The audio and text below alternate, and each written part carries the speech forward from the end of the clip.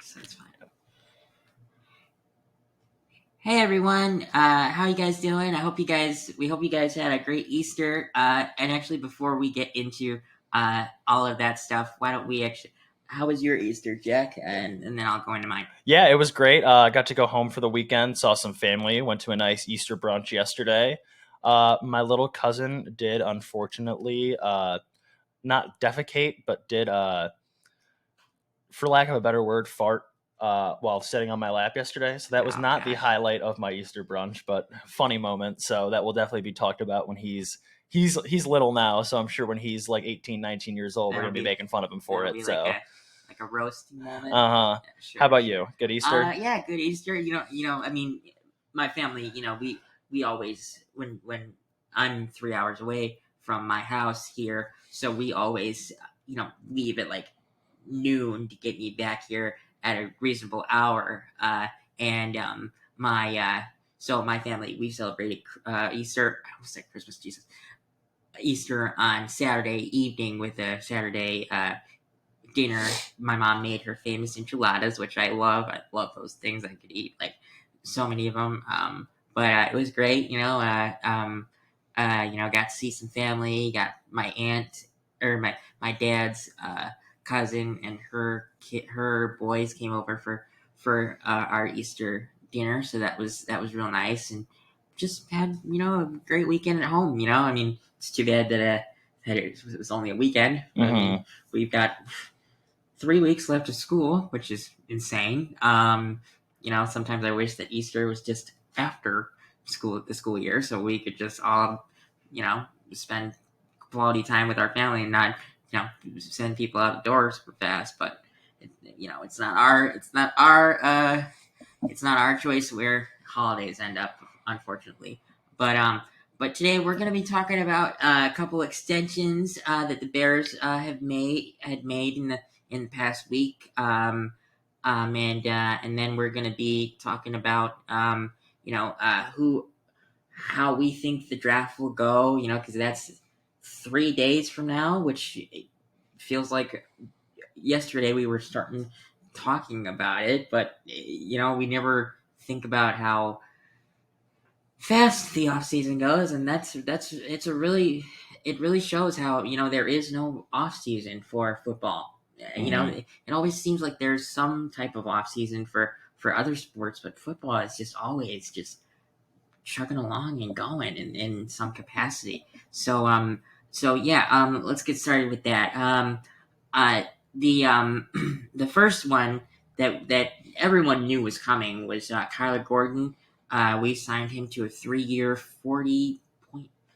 It's either 40 or $40.5 million deal, one of the two, but with like 31 of it guaranteed. And I mean, a lot of people. I mean, this is mostly coming from Bears fans, but a lot of people have said that he's the best slot corner in the league. But I mean, I'm pretty sure that's coming from mostly Bears fans. But what were your thoughts on that extension, Jack, when that happened? Yeah, I know I've mentioned in the past on the podcast, Kyler Gordon is one of my favorite Bears defensive players, and I am thrilled to have him back. I think the price was around what you would expect for people who did call him the best slot corner in football because it's up there with at the top of what slot corners are being paid. I think him and Jalen Petrie are the two highest, and we've talked Yes. about Petrie being kind of a hybrid slot corner and safety a little bit. So, Yes. but I think Kyler Gordon is in line, especially with Dennis Allen's defensive schemes. Matt Eberflus called a great defense. There's no denying that, but it was never the most aggressive style of defense. And I think with Dennis Allen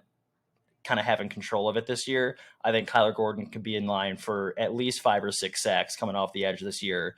And not like a Jamal Adams type role because he's a strong safety as opposed to a slot corner, but just a lot more pressure off the edge coming from a guy who knows how to get to the quarterback. Actually, it's funny you say that.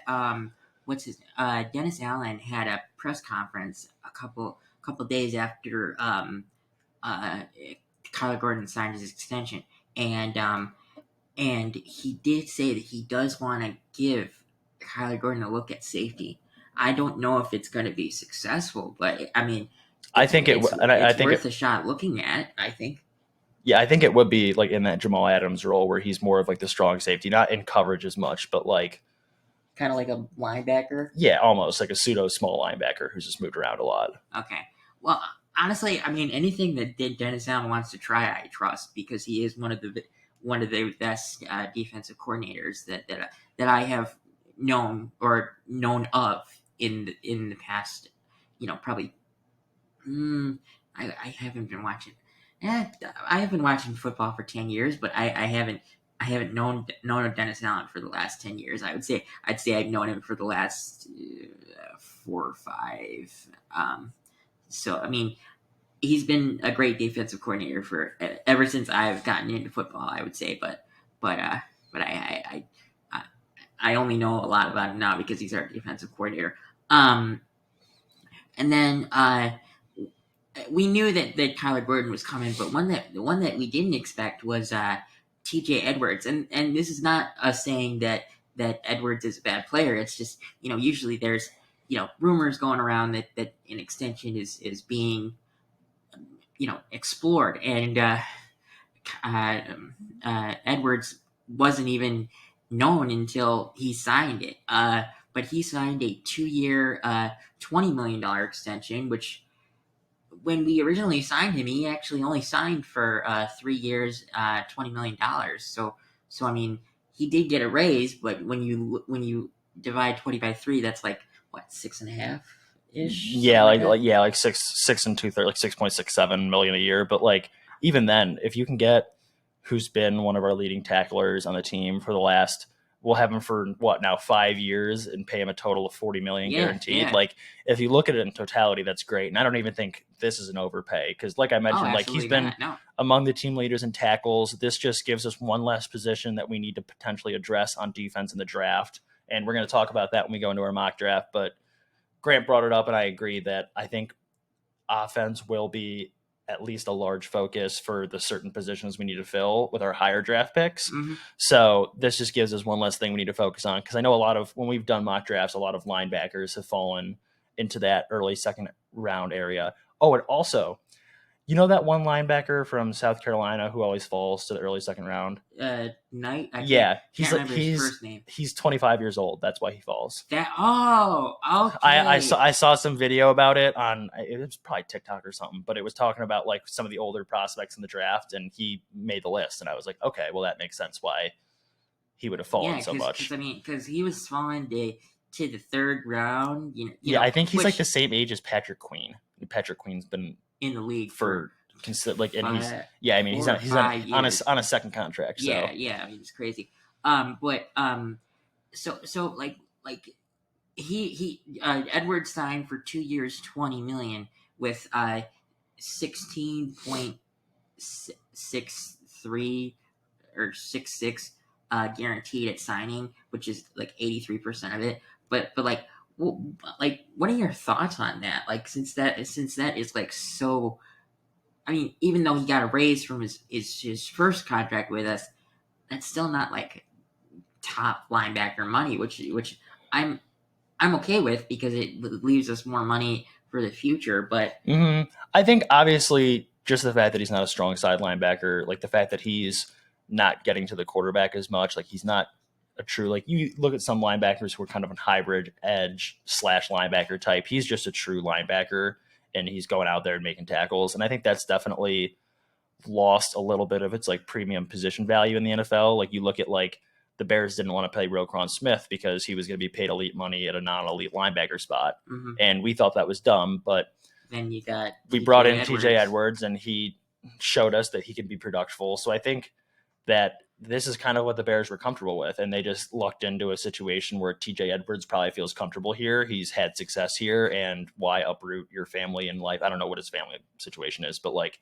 why uproot what you've built here? So works out for both sides. I think 16 point whatever guaranteed is great for a $20 million contract. So, and I didn't mention this to you before we started, but with the signing of Edwards and possibly whatever the Bears are going to do on Thursday through Saturday, I do believe that next year, Tremaine Edmonds probably gets the axe, because he's on a 4 year 70 something, 72 million. Yeah, and I mean, this would be his fourth or year here. Oh, fourth year here. Oh, because he's or no. That would this would be his third year. Yeah, third year here. So I mean, you probably get like I don't know the exact nature of his contract because I haven't looked at that since we signed him 3 years ago. But like we probably get 20 million in extra cap space with his cutting, which actually we need because I looked at how much we have for next year, and it's like 41. So not what we've had going in the last couple off seasons. Not a lot. I mean, it's still good enough to get a couple of good top tier players, but not as much as we've had. Because this past year we had 80. The year before that we had like 120, something like that.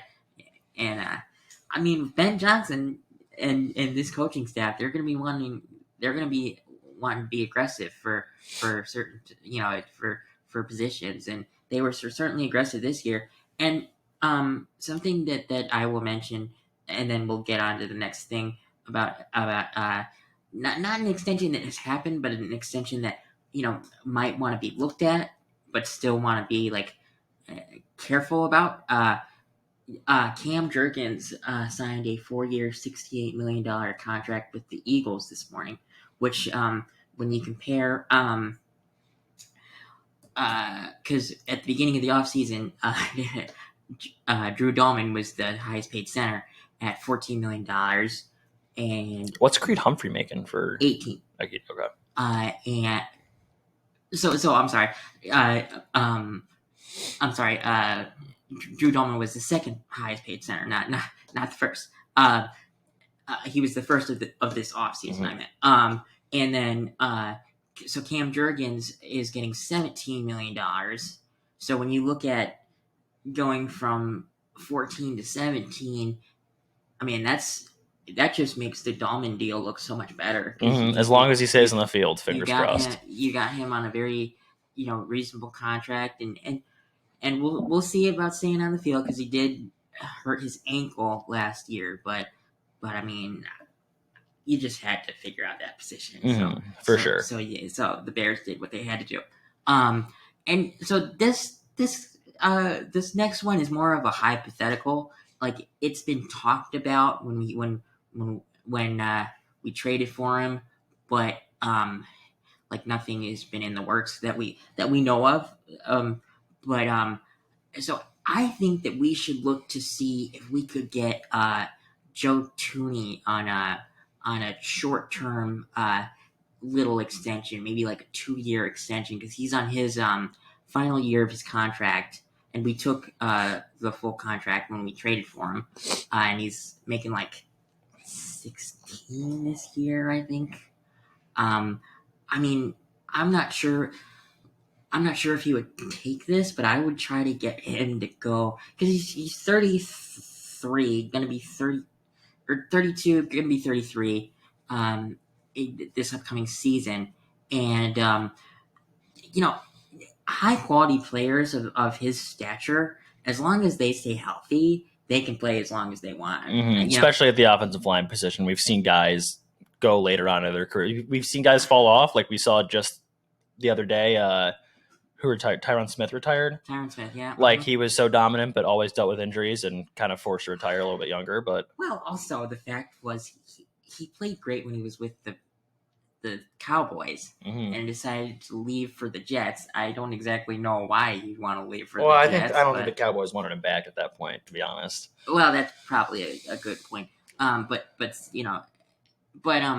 like if you compare, I mean, Joe Thuney has been everywhere and he's won everywhere. Like, I mean, look at I'm not saying that Joe Thuney is the player I'm about to mention, but another player that played well into his 30s was Jason Kelce, and I know that's a little different because Thuney is a guard and Kelce was a center, but Kelce played till he was 35.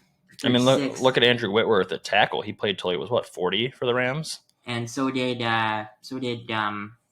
Jason Peters. And so as long as you're taking care of your body, you can play as long as you want. Now, I mean, I don't know if I would want Joe Thuney until he was 40, but I would try to get him for the next 3 years because I would try to get him on a 2 year extension. Probably like see if he would take like 12 million a year to 2 year $24 million extension, something like that. Mm. What would your reaction to that hypothetical deal be? And do you think like there's a way that he possibly gets uh, any less than that? Out of curiosity. Yeah, I think anywhere in the range from like 10 to 14 million per year is probably what he'd be looking at, just going off of age combined with he had to play tackle last year, wasn't as productive. So I think that's Mm-hmm. just factored into negotiations a little bit, even though he'll be playing guard here. But I mean, I would be thrilled, especially if it happened. It's not going to happen before the draft, No, it's not. unfortunately, but just gives you one less position that you need to worry about going forward. Like, yes, you may have guys that you draft as potential heirs to the position, but having a guy like Tooney, who's been a part of the two greatest dynasties in the last 50 years of, or not 50, maybe 40 years of football, uh, just shows that like you have a veteran presence there. You already still have some young guys in the building, and Kyron and Darnell, who you can help mentor, even though they're not the same position. So I think it just continues to build continuity, would give Caleb a face that he knows is going to be there protecting him. So I would be all for it if that happened. Yeah, I'm. I mean, that one's a hypothetical. We'll see if it comes around in training camp or anytime before the season starts. Because I would assume that that's when the Bears would want to figure that out before training camp, just to solidify that position for the next couple of years.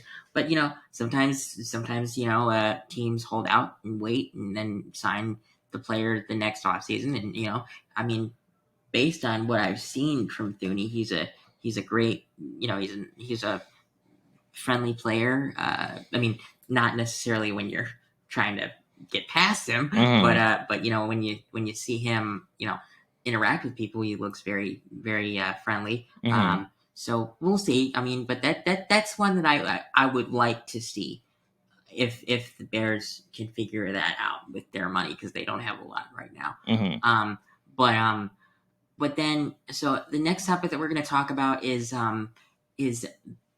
how we think the draft's going to go. And this is not us talking about how we've done our mock drafts in the past. It's just a topic that how we think the draft will go because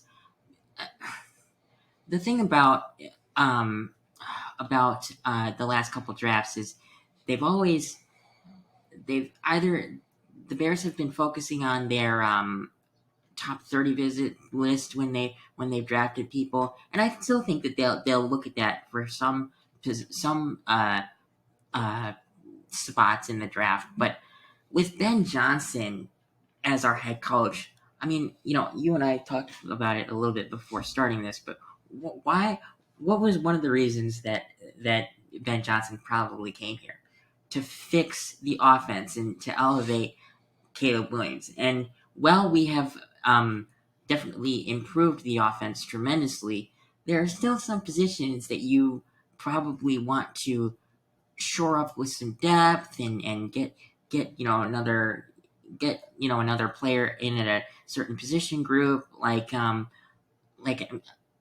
player or a position that I would definitely look at would probably be left guard with Joe Thuney and his age, depending on how their uh, Extension talks go. extension talks go, because he is only on a year.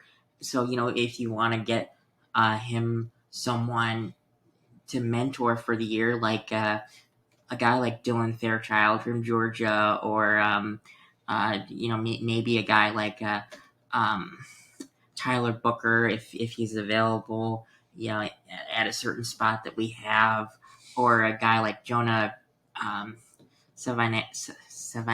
I think that's how you say it. That's probably the closest I've ever gotten to saying that correctly. But those are like the top three that I would look at. I mean, Dylan Fairchild is probably more of like a third round to the fifth round prospect, and Sanea and and Booker probably be around rounds 2 to 3 would be my guess. And maybe Booker would be first. I've seen him get mocked in the first in my. But I would expect probably we have 7 draft picks at the moment because I've also seen that the Bears are either really hoping that Ashton Genty makes it to 10 or something else. I'm not sure, but I don't know if he makes it to 10 to be honest. Um, but but so we have 7 draft picks right now, and my guess would be 4 of those 7 draft picks will be focused on offense, and I would imagine that those would be the early round uh, draft picks. But honestly, if we mixed in like a guy like Landon Jackson or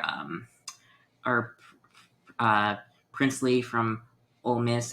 I can't pronounce his last name, so That's like Umana Malian or something. yeah. If I saw it, I could probably pronounce it, but that's If you mixed in one of those two or something like that in the second with one of our second round picks, I'm all for it because you can never have too many edge rushers or too many offensive linemen.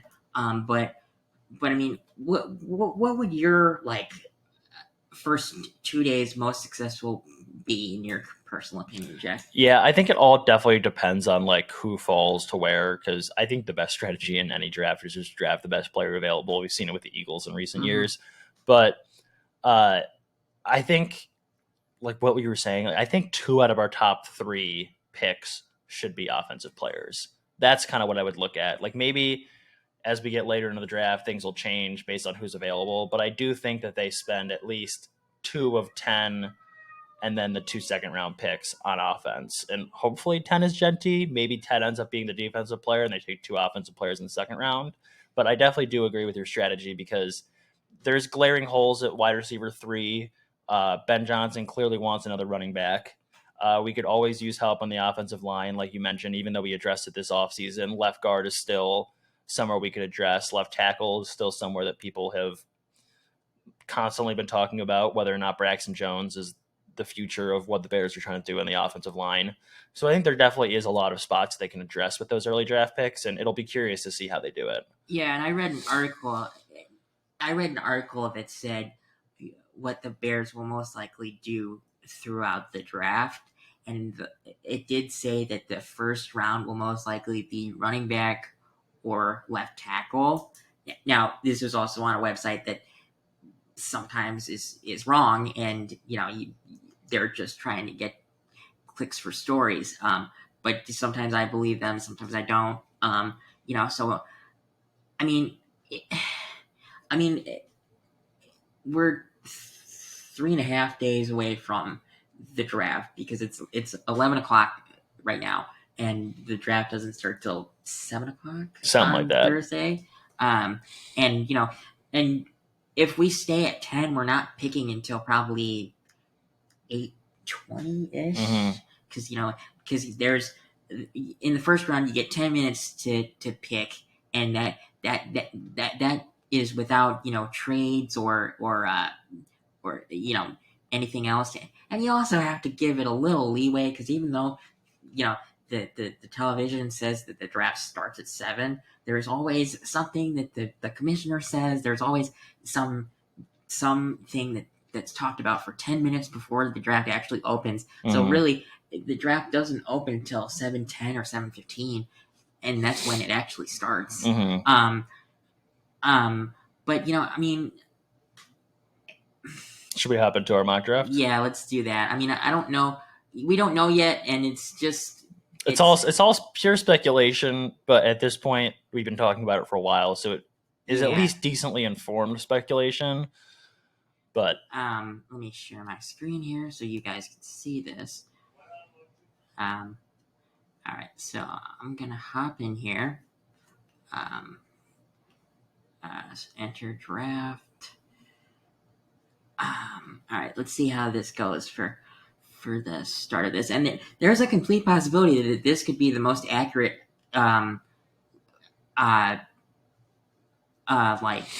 mock draft, because it always seems like around a couple days before they Things start actually to take get shape. Yeah. really accurate. Now, 1 through 3 are pretty much. I've heard Travis Hunter a little bit to Cleveland. I've heard that more than Shedeur Sanders. Yeah. But like 1 through 3 should be probably Cam Ward, Travis Hunter, and Bill Carter. And then, I've See, heard I don't know that, about the order of these top 9, but I think a lot of the players will be gone. Like a lot of the players who will be gone are gone by the time it gets to us. Yes, sadly. So I mean, now here's what makes no sense in my personal opinion. If so Travis Hunter went 6 to the Raiders. I'm not saying that it's impossible, but I see him more going to New York or Cleveland or at worst the Patriots. I've never seen him get past 5. Mm. I mean, but then again, I mean, all the same to the Bears at the end of the day, because if he's gone, he's gone. That's true. So let's see here. So I mean, these picks will probably be correct in terms of where they've gone, or who's gone, of who's gone, not where they've gone. But like, I don't see Carolina taking Ashton Jeanty. Mm-hmm. Not when they just signed Chuba Hubbard to an extension. I know Jonathan Brooks tore his ACL again, but they did just draft Jonathan Brooks in the 2nd round last year. So, and I don't. I mean, I don't. I mean, we do need a wide receiver 3, but I wouldn't spend 10 on Ted. No, he's more of like the 20 to 25 range. Who's their best player available right now? Best player, but like other than him, Walter though. Nolan. Like, who else could we draft that's just up there? Like, I don't even know who he'd. Honestly, okay. So here's what I would think. So with the Bears having Ben Johnson at their head coach, I think it would be down to like 3 or 4 players, and all of them are on the offensive side of the ball. It's Tyler Warren, Calvin Banks, Ashton Jeanty if he's available, and Amari Hampton. And I mean, where is Banks on this list? Way down. Banks has fallen a decent bit in terms of consensus 22? rankings. Jeez. I would probably take Warren here just because he's this whole offseason people have talked about how he would be very goodly used in Ben Johnson's offense, and he's been compared to Laporta. Mm-hmm. Let's do it then. If you think that's the pick, let's go for it. And again, we don't know if exactly, this is, but it's just best it's a possibility. Oh, that sucks. Tyleik Williams. Yeah. Oh, that would have been someone that I would have looked at. I'm gonna. Here's an interesting one. Luther Burden's still there in the 2nd round. Like, that's an interesting wide receiver 3. That's funny. It's like last year I know he was your top 5 pick at the end of the draft. He was. I would snap draft Luther Burden here. I think it's a great wide receiver 3. Yeah, I think snap draft. All right, let's go on defense here. Let's look at D linemen. And like I said, like 2 of the top 3, but we got 2 of the top 3, and now we look at. Actually, I really like the guy from Tennessee. And he's also a top. He was a top 30. He is for the Bears, or had a meeting with them. One of the two. Well, I think that's a realistic pick then. Who else do we got here? CJ West. I've also liked but Collins. We could definitely get him. We could get him later. But any edge rushers still there? Yeah, let's look at edge rushers real quick. Because I think it probably is going to be either one of those. Yes. Oh, Nick Sorkin. I trust me. I take Nick Sorkin over Omar. Over Omar and Jamar Stewart. Because Sorkin definitely has more sacks than him. Right? Actually, Yeah, 8 sacks as a true sophomore. I mean, it's 10, 14. I mean, and for reference, Shamar Stewart has 4.5 in his total college career. So yeah, I'll take Nick Sorkin to learn from Sweat and Dale Adeyinbo for a couple years. all right. So now we're looking at mainly offensive line help, defense, or running back. Okay, What running backs are available? Dylan Sampson, R.J. Harvey, Damian Martinez. I don't mind Sampson. I mean, he was very productive last year, and he's more of a touchdown running. Like, look at his touchdown count. Like, he's a very much a goal line back. Like, he's a very good complement to Swift. If I had to pick one, okay. I mean, I would do that. I mean, he's a power back as like it would be much of like more of a David Montgomery and Jahmyr Gibbs type split with Swift playing the Gibbs role and then Sampson playing the Montgomery role. Well, that's good enough for me. I'm okay with that. Now I think we should focus on defense and O-line. Or O-line first, you think? Yeah. Well, probably O-line. Now I will admit I have picked this guy in the every time that we've been in this spot because I mean he had 30 touchdowns. Now I'm not going to do it because we did get Luther Burden, but like whoever gets this guy, Kyle Williams, is going to be very happy. I'll tell you that. So let's look at O-line because I think that's a pretty important. See, I don't know any of these tackles though. Let me put. Oh, Miles Frazier, that's a decent. Miles Frazier and Fairchild, who you're talking about. Fairchild, and I'm also like looking at. I'm trying to think of guys that are from top tier programs in LSU and in Georgia.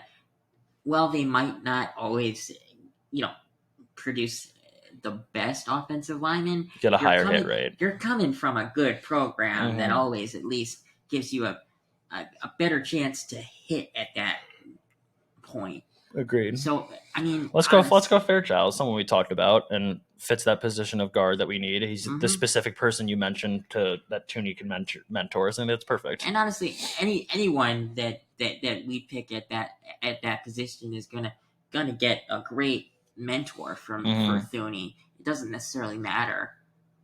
I've seen people mock Robinson to us this late, so I mean, rank 120, get him at 230. Shit, I like it. If give us an A+ PFF. If Jalen Reed is available at 240, I'm probably just gonna snap draft that too because I mean we need a safety. We need safety depth. We need a what's the right word? Like a contingency plan. Yes, contingency plan. Good phrase. For Jaquan Brisker. And Penn State, same college Brisker went to. So yeah, that's true. What's our award? Best draft ever. I hope so, man. I mean, I think pretty much everything, but a lot of A pluses. I mean, if we get anything below like an A-, I'm gonna be upset. No, it'll be a flat A plus. Top 28%, which is the highest that we've ever been. I mean, I would be thrilled with this draft. Now, let me say this: I understand that Burden has dropped, but I don't imagine him being available in the second. There's chance. I've seen a lot of people mock him in the second. Like, I wouldn't be too shocked. Well, if somehow this one gets out there and somehow Ben Johnson and Brian Poles see this, if he's available at 39, please just turn the pick in. I don't even want you to think about it. I mean, on PFF he's ranked 15, and we got him at 39. And he's like your perfect. He's like a yak guy. He will be able to run those short routes, and that's kind of what we need. Like he's a speed guy. Like we have DJ and Rome on the outside. Like he'd be a perfect slot receiver to throw in there, and I think that's a great move. I mean, so let's talk about each pick here just a little bit before we log off. Or stop this. Tyler Warren, would be the second tight end for 12 personnel, which Ben Johnson runs a lot. And I mean, I mean, I have liked Tyler Warren, but there's definitely flashier picks at this spot if they were available, but they weren't. And this is how That's how the actual draft goes. There's a possibility that this is how the first round goes, where someone doesn't take Tyler Warren. I mean, yeah, Bears were extremely fortunate last year that the two guys they wanted fell to them at 1 and 9. So that doesn't happen every year. Not one. Not one, but 9. Nine. We were fortunate that we had one because we knew who we were going to get, and we didn't have to worry about someone else taking him. And then we were fortunate that no one. Yes, but honestly, we have to thank the Atlanta Falcons for taking Michael Penix at that spot, because there's a possibility that if they didn't, they probably would have still gone a different direction, but still, never know. Luther Burden, we talked about. Yep. Scorton. He was a very high recruit. I know, coming out, he was part of that recruiting class that A&M had with Jimbo Fisher. That was nutso. So highly rated recruit, showed college production. If we were able to get him at 41, I think that'd be great. That's as one of the defensive guys that we take early on. And I think if you scroll down a little bit, I think it did actually end up manifesting exactly how you said: 4 offensive guys, 3 defensive guys, with the higher draft picks being spent on offensive guys. So 1, 2, 3. Yeah. 1, 2, 3. Yep. Mm-hmm. So it kind of worked out how you said. The higher value picks, a lot of it was spent on offense. We got guys who are going to fill needs. If this was the offense next year with Fairchild and Waite, the offensive line we got in free agency, Sampson and Swift at running back, Warren and Kmet at tight end, Burden, Rome, and DJ at wide receiver. I don't see any reason why we can't win 10, 11 games. Yeah, I mean, and Dylan Sampson, you said he's kind of he's kind of more like the David Montgomery role in the Detroit offense. I mean, he had 22 touchdowns last year, and I would assume that most of those were on the 1 or 2 yard line. So I mean, I'm not gonna say it because I haven't seen Dylan Sampson play, but do you know who also was a very good goal line running back a long time ago? That was a very good player was Jerome Bettis, and Jerome Bettis was fat though. But still, they put him in the game at the 1 or 2 yard line, and he had a total of 300 yards one season and 25 touchdowns or something like that. Dylan Fairchild, we took him. I mean, actually, we didn't take him early because we took him at 148. He's ranked 140. I don't necessarily understand why that warrants a C. I thought that would at least get a B. Yeah, I don't know. PFF weirdness. But also, he comes from a good college program. My cousins, or one of my cousins, went there for college, and I mean, he still watches them. He might not know much about Dylan Fairchild, but I mean, I'm looking when we get offensive linemen, I'm looking for guys that are from successful college programs. Ty Robinson, I don't know much about, but we got an A+. I mean, he's ranked 120, and we got him at 233. And honestly, with this draft class, there's a lot of defensive linemen and defensive ends that might be ranked really high, but taken really late because of how deep this draft class is. So I mean, A+ for that, which makes complete sense because we got him in the 7th round, and he was probably a 4th round prospect. And same with Reed. And I'm gonna stop sharing because there's no reason to share anymore. But I mean, I really like. I mean, it's too bad that we couldn't do this Wednesday because maybe Wednesday would be the most accurate day to do this. Maybe I'll hop on and do one quick one, just to see if it's any more accurate. But I mean, we got A plus. You know, right Take it. around the time that you're supposed to get A pluses. First time we've gotten an A plus too, I believe. Yeah, we've So always gotten like B's or B pluses, or I mean, I think I got like a C when I did my cousin's draft because they, you know, had their own suggestions, and they didn't want me to take best player available at every spot, which I don't think we necessarily did it in this one. I mean, for probably uh, one through uh, rounds 1 through 3, we probably did, but I think Burden was best player available, and I think Scorton, Robinson and Reed were. I don't think Scorton. Maybe Scorton was. I don't know. I'm not sure, but anyway, I think that's going to be our podcast for today. We actually finished a little early today because we got started a little bit early as well. A little early, but yeah, I mean, I think I might hop on for a quick one on Wednesday if I have time in the afternoon, because I don't want to do one Thursday because like I'm just going to be focused on the draft actually happening, even though I'll have time in the afternoon, but yeah, I think that's going to be our podcast for today. Unless you think you got anything else to say? I think we covered about all. Hope everyone has a good time watching the draft on Thursday. And we'll be back next Monday to actually give our reaction to all of this stuff, which actually works out well because last year we did it on a Sunday because the draft is Thursday through Saturday, and then we set a day to talk about. Yeah, but that way we can prepare on Sunday, and we can actually I can talk to you about what you thought and all that stuff. So have a good week, everybody, and we'll see you next Monday. See you, everybody.